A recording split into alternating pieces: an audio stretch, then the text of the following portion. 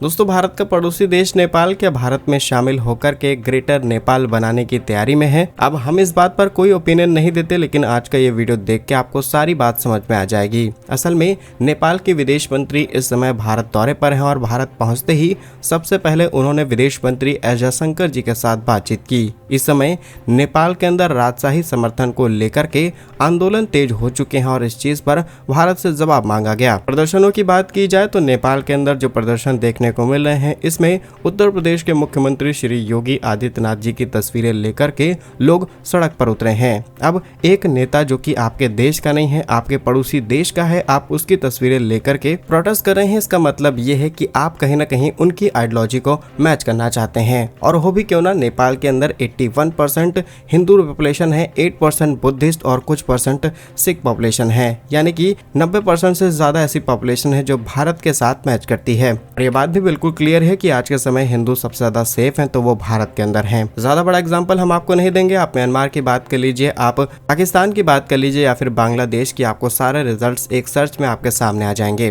तो क्या कुछ चल रहा है नेपाल के अंदर, कैसे नेपाल भविष्य में ग्रेटर नेपाल की तरफ बढ़ सकता है, क्योंकि छोटी अर्थव्यवस्था होने के कारण नेपाल को बहुत ज्यादा इस्तेमाल किया गया है अलग अलग देशों की तरफ से। आइए सारी जानकारी आज के इस वीडियो में समझते हैं। यदि आपको हमारा काम और रिसर्च पसंद आए तो वीडियो को लाइक और चैनल को सब्सक्राइब जरूर कीजिएगा। दोस्तों, नेपाल की बात की जाए तो भारत का ऐसा पड़ोसी देश जिसके साथ भारत ने 1950 में ही treaty of peace and friendship sign कर ली थी, जिसके बाद भारत और नेपाल के बीच एक ओपन बॉर्डर पॉलिसी शुरू हो गई। यहाँ पर लोग एक दूसरे देश के अंदर आ जा सकते हैं, बिजनेस कर सकते हैं, ट्रेड आसानी से किया जा सकता है बिना किसी वीजा परमिट के। लेकिन नेपाल एज अ छोटी कंट्री, एज अ छोटी economy, as a less resources, इसका इस्तेमाल बहुत ज्यादा किया गया। पाकिस्तान की जब मर्जी आई, इन्होंने बड़े बड़े वर्ल्ड के बैंकों से पैसा उठाया, नेपाल के अंदर इन्वेस्टमेंट की और वहां से भारत के खिलाफ जाने की कोशिश की। और कई ऐसे तत्व जो कि नेपाल के रास्ते भारत में आते हैं। और आपने ये भी देखा होगा कि जब भी भारत से किसी को भागना होता है, स्पेशली जब सेंट्रल गवर्नमेंट उस पर रिस्ट्रिक्शंस लगाते, तो ये लोग भी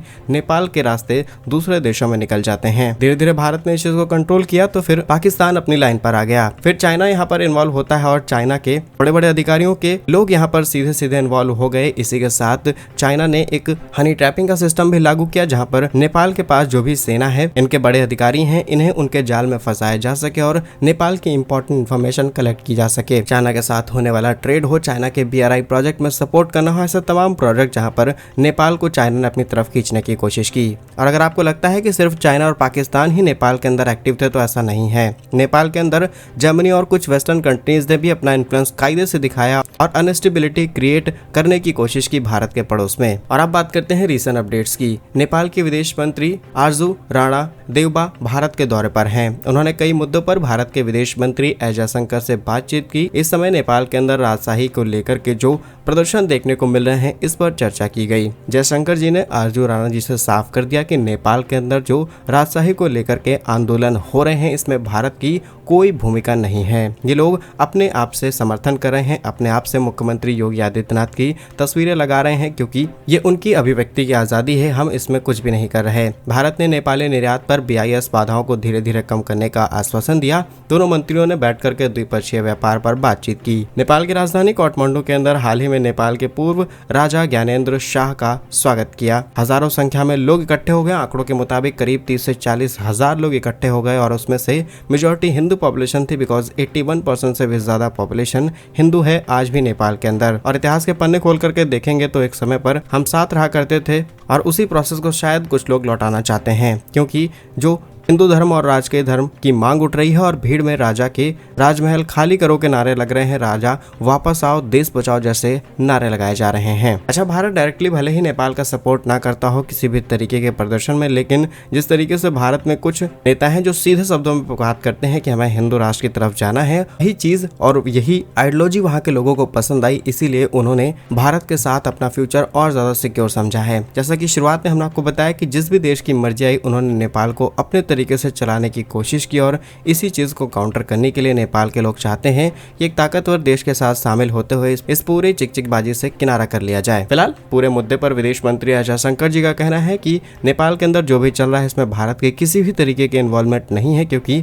ऑलरेडी ना हमारा नेपाल के साथ कोई डिस्प्यूट है, तो हमें ऐसा करने की कोई जरूरत नहीं पड़ेगी। हम ऑलरेडी फ्री मूवमेंट पर काम कर रहे हैं, दोनों देश एक दूसरे के साथ बिजनेस करते हैं, बिलियंस ऑफ डॉलर का ट्रेड होता है, तो ऐसी सोच भी भारत रखे ऐसा नहीं हो सकता। साथ ही 1950 में भारत नेपाल शांति और मैत्री संधि की गई और उसी समय इसको औपचारिक रूप दिया गया था। दोनों देशों के नागरिक एक दूसरे देश के अंदर बिना वीजा के यात्रा करते हैं। आज भारत में लगभग 60 लाख नेपाली नागरिक रहते हैं जो कि काम करते हैं और नेपाल में करीब 6 लाख भारतीय मूल के लोग रहते हैं। चलिए अब आपको एनालिसिस और ओपिनियन बताते हैं। ये कोई स्टेटमेंट नहीं, ये कोई मीडिया आउटलेट की रिपोर्ट नहीं, बल्कि जस्ट ओपिनियन है। अगर नेपाल भारत में शामिल होना चाहे तो किस प्रोसेस के थ्रू जाना पड़ेगा। तो नेपाल को इस डिसीजन पर जाने से पहले सबसे पहले वहां की जनता की राय लेनी चाहिए। इसके लिए एक जनमत संग्रह आयोजित करना होगा जिसमें स्पष्ट रूप से आपको मेजॉरिटी देखने को मिले। नेपाल की जनता भारत में शामिल होना चाहती है और नेपाल के संविधान 2072 में संशोधन की गुंजाइश है, लेकिन संप्रभुता छेड़ने जैसे बड़े फैसले में संवैधानिक और कानूनी बदलाव जरूरी है। लेकिन ऐसा नहीं है कि पॉसिबिलिटी नहीं है। नेपाल सरकार की सहमति।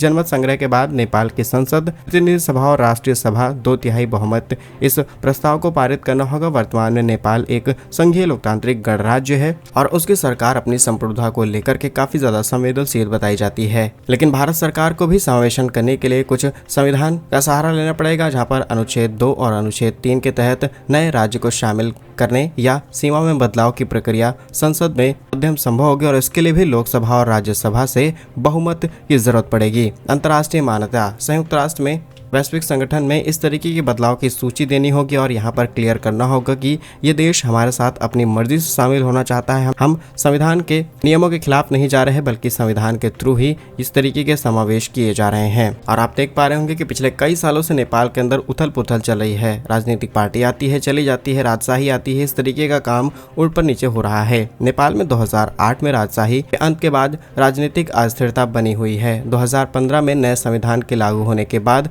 मधुशी और जनजातीय समुदायों को विरोध ने सरकार को चुनौती दी। फिलहाल अभी के लिए नेपाल में केपी शर्मा ओली के नेतृत्व वाली कम्युनिस्ट पार्टी ऑफ नेपाल और पुष्प कमल दहल प्रचंड की माओवादी केंद्र के बीच गठबंधन टूटने की घटनाएं फिर से सामने आ रही हैं। 2021 में ओली द्वारा संसद को भंग करने के साथ साथ संवैधानिक संकट पैदा कर दिया था।